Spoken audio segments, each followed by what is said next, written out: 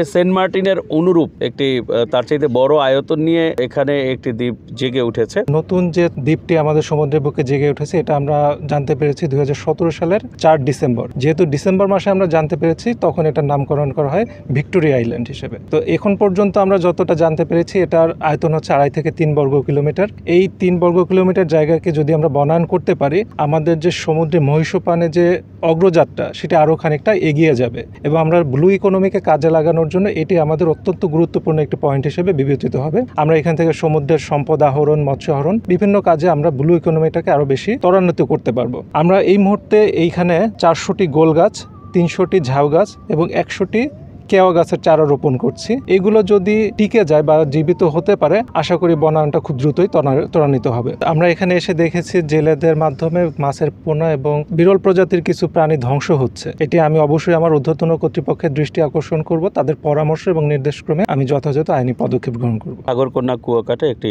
সুপরিচিত এবং দৃষ্টিনন্দন একটি পর্যটন কেন্দ্র। আমাদের এই কুয়াকাটা এবং সংলগ্ন যে পর্যটন স্পট রয়েছে তার সাথে একটি নতুন মাত্রা যোগ করেছে আমাদের এই ভিক্টোরিয়া আইল্যান্ড। এটি কুয়াকাটা থেকে 15 কিলোমিটার দূরত্বে এবং আমরা অনেকেই সাগর পাড়ে এসে একটু সাগরের মধ্যে যেতে চাই। এটা সেন্ট মার্টিনের অনুরূপ একটি তার চাইতে বড় আয়তন নিয়ে এখানে একটি দ্বীপ জেগে উঠেছে, যেটি কুয়াকাটার পর্যটনকে একটি নতুন মাত্রা দিয়েছে। আমরা চাচ্ছি এই দ্বীপটি স্থায়ী হোক, সেই উদ্দেশ্যেই আজকে এখানে আমরা প্রায় 8 শতাধিক গাছ রোপণের উদ্যোগ নিয়েছি এবং আশা করছি এগুলোর মাধ্যমে আমাদের এই দ্বীপটি স্থায়ী হবে, পর্যটক আকর্ষিত হবে এবং এখানে সাগরের নোনা পানি এবং একই সাথে যদি আমাদের ঝাউ গাছ, কেয়া গাছ, গোল গাছগুলো হয় এটি অন্য রকমের একটি পর্যটন স্পট আমাদেরকে উপহার দিবে। আমরা এখানে উপজেলা প্রশাসন এবং জেলা প্রশাসনের মাধ্যমে আমরা আজকেই পরিকল্পনা করেছি আমরা শীঘ্রই এখানে কিছু চেঞ্জিং রুম, ওয়াশরুম এবং বিশ্রামাগার দিব পর্যটকদের জন্য এবং পর্যায়ক্রমে আমরা এখানে কিছু আমাদের দক্ষিণ প্রান্তে যেখানে নীল জলরাশি এবং বড়